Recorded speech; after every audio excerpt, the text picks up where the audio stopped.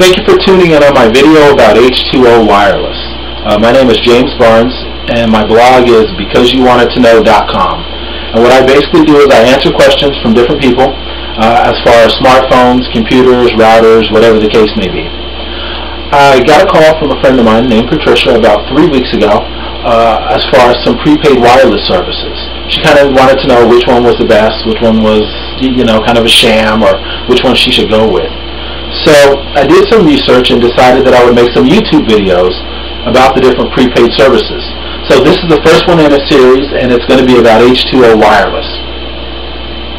H2O Wireless is an AT&T MVNO, which basically means that it uses the AT&T network in order to service its customers.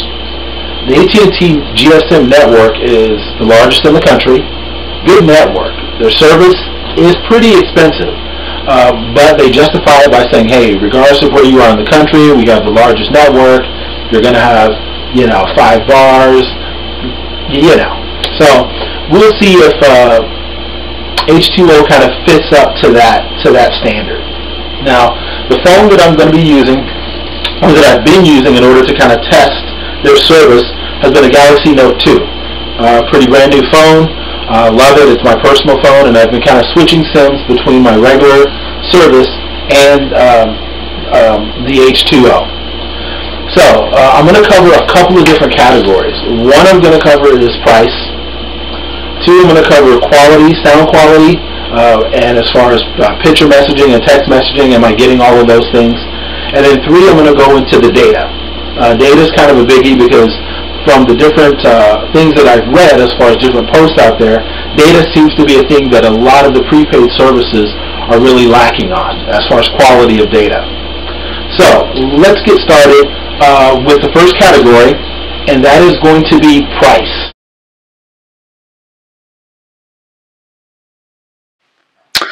Okay, as you can see on the screen, H2O Wireless basically has 4 different pricing plans. They range from $30 to $60.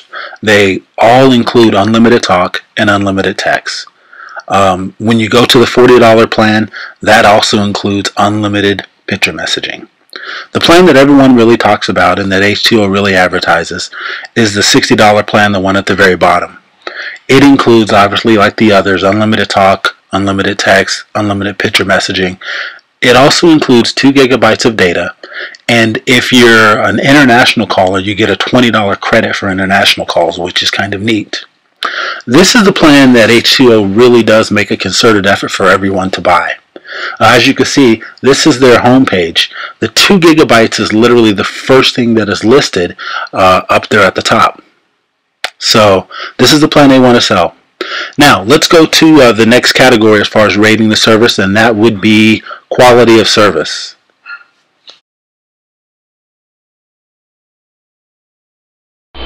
Now, again, like I had stated previously, H2O uses the AT&T Cellular network. So you would kind of expect that as far as, am I dropping calls? What is the sound quality? Does it sound muffled? Are my calls connected pretty quickly? Are my text messages getting there on time? And are my text messages, some just dropping out into space somewhere? In those categories, H2O comes out excellent. I would say I didn't see any appreciable difference between the AT&T quality, as far as sound quality, and the H2O. I didn't drop any phone calls, and this is about in a period of around 2 weeks. I didn't drop any phone calls. All of my text messages got to where they were supposed to be. My picture messaging arrived, pretty timely, pretty quickly. Didn't have any real problem there. So I think that's kind of one of those things where using the AT&T network is a real advantage as far as to H2O. As a matter of fact, I was out with a friend of mine, and they actually have a, quote unquote, one of the big 3 main carriers. Actually, I guess there's 4. And I had bars and they didn't, and I was actually using the H2O service at the time. So as far as that, I have absolutely no problem with them.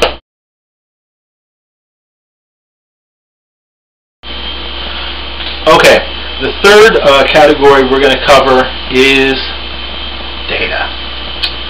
Data is probably the thing that most prepaid carriers, from what I've read, I haven't had much experience with them, but from what I've read, data is the thing that seems to really just bother a lot of people that are using the prepaid services. And I think that's where you really see a real differentiation between Sprint, Verizon, T-Mobile, AT&T, kind of the big four out there. That's where you see a real big difference between their services and the prepaid services.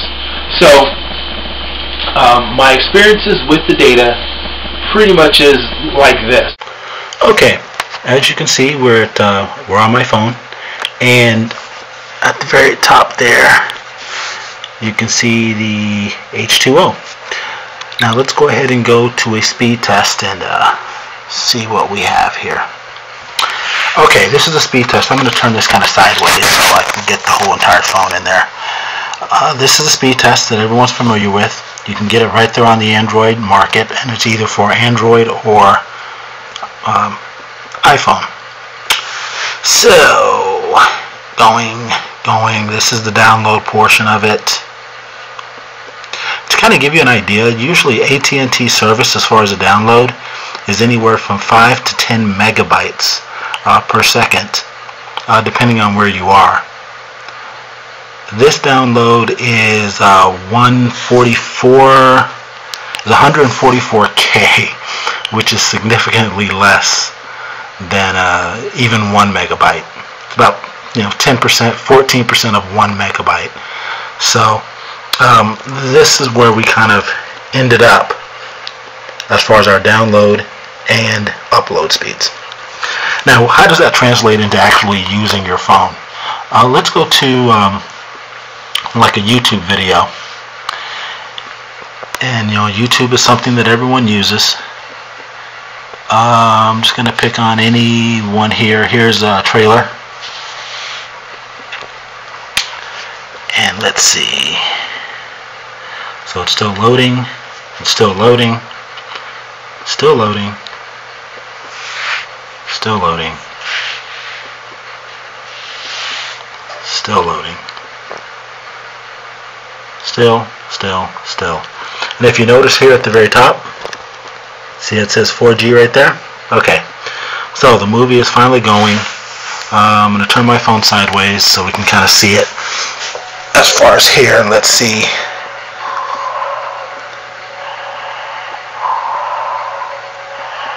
Looks okay. It's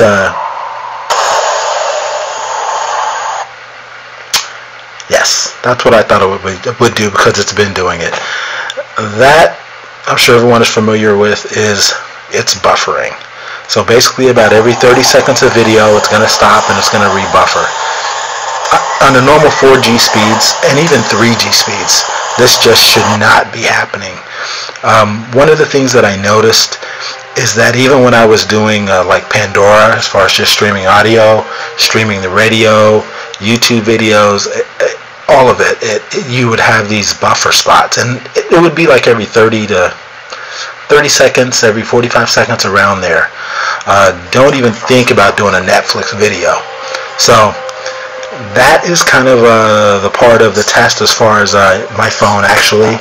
I do want to show you one other thing actually, if we could. The data speed is actually not all that horrible if you're just going to be, let's say, downloading say web pages. So let's say sports, and let's go to the ESPN web page. This is not really all that bad. It's not great, but it's not all that bad. It does make it usable as far as just downloading web pages, but as far as any of the multimedia experiences that we're buying like iPhones for, that we're buying like a Galaxy for, it's just not giving us that. So yeah.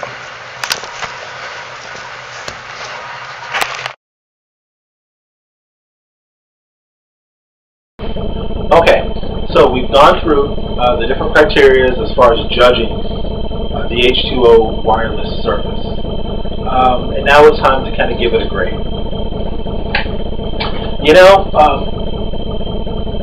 as I said previously, I think as far as sound quality, as far as, you know, being able to not drop calls, send text messages and things like that, the H2O Wireless gets an A. As far as the data, wow, I think by now you guys kind of know how I feel about that. As far as the data, I'm going to give it an F. Now, ordinarily, you take an A and you take an F, and you meet somewhere in the middle, and you would end up with like a C. I don't even feel comfortable doing that.